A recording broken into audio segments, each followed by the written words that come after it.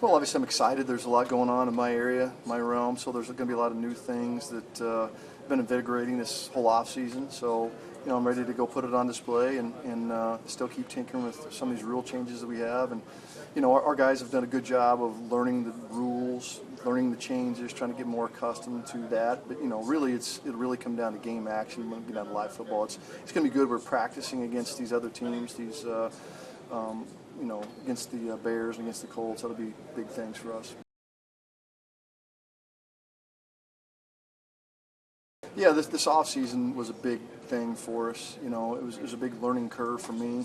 I really didn't know what to expect, and after we practiced it a couple times, it's a big change. It's a big change for everybody. It's going to look completely different.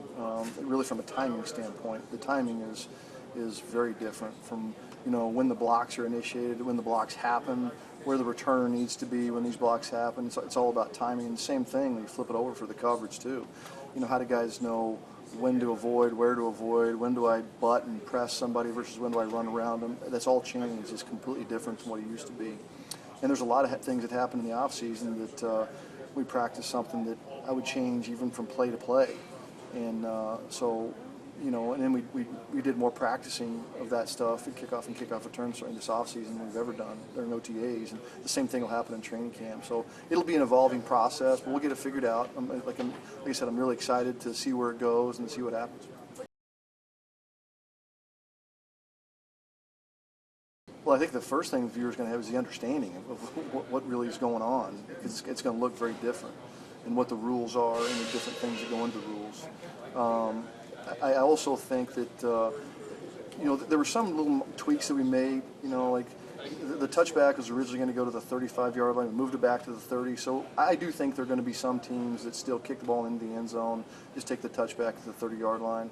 But I do think there's going to be more teams that try to put the ball in play and have the opportunity for a bigger play. And I think it's the teams that are going to be the most comfortable with the schemes that they have and how the players interact and really execute in those schemes. So hopefully we can get an advantage early in the season on some of these teams that maybe don't have as good a feel as hopefully we get. But it's going to take a lot of work for us to get to that point, though. It'll be a lot of the same guys. And, I think that Charlie Jones has a bigger opportunity for an impact. I think there are going to be some elements of that play that I feel like are more like a punt return play.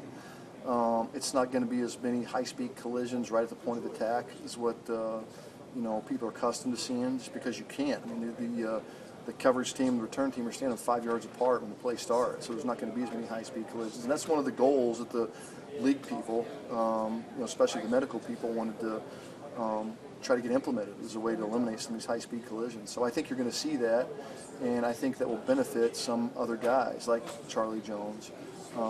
But at the same time, you still want somebody who has the physicalness and the power to be able to run through a tackle that the conventional kickoff return guy, like a Chase Brown, like a Travion Williams, like a Chris Evans, some of those guys, I think it's going to be a bigger deal.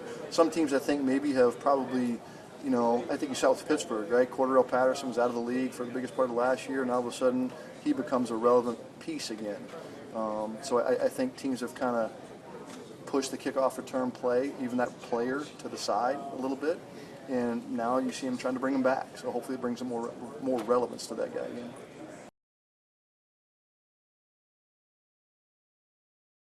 Well, hopefully that's the goal of the play. The goal of the whole thing is to bring the relevance back into the game. I think when really what happened when you saw the touchbacks in the Super Bowl was the thing that really got the ball rolling. Like, we got to do something different here. I felt that early in the season. We're hitting too many touchbacks. We're having to take too many touchbacks. There might be 5 games in between kickoff return plays we even have the opportunity for, and it's not even worth it. It's not worth practicing. So we had to do something to try to change that. I don't think the league, or certainly the people in the league, are in favor of scrapping it or in favor of getting it. Never once has anybody talked to us about getting rid of the play. It's just, how can we make the play safer and make it exciting? So this is one of the first opportunities we have to see. We'll take a trial run this year at it and see how it goes and make adjustments after that. But I'm thinking that I'm hopeful that there will be more opportunities for guys to impact the game.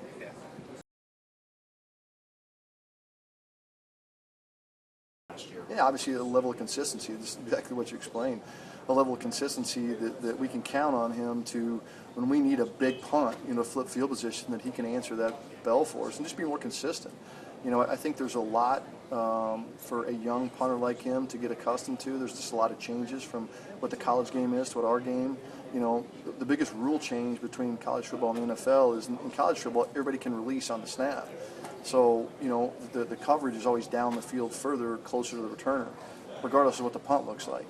And in the NFL, it's much different. It's just the gunners that are releasing. If the punter doesn't hit a good ball, the returner's catching it on the run, or if you can't get the ball, it's the ball's all over the ground. So I think a level of consistency is what we're really looking to get, and more big play punts, more 55 or 60-yard punts down the field. We can really flip field position. So those are two things: consistency being one, being able to flip the field when we need it, are two things that I think that we need to see out of him.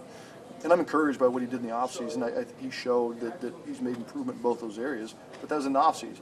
I mean, what can he do when it's preseason games? That's going to be his next test, or preseason games. He says that he's not going with the mustache anymore because of his bad luck, so he's got the goatee going. Are you a goatee or a mustache guy? I'm neither. I wish he'd shave it all off, but that wouldn't be him then. So whatever he wants to do is fine. I'm certainly not the handlebar mustache guy, though. Hey there. Yeah, you could stop watching right now, but let's be honest, you don't want to do that. Hit the links or click subscribe to see more amazing content from all of us here at Local 12.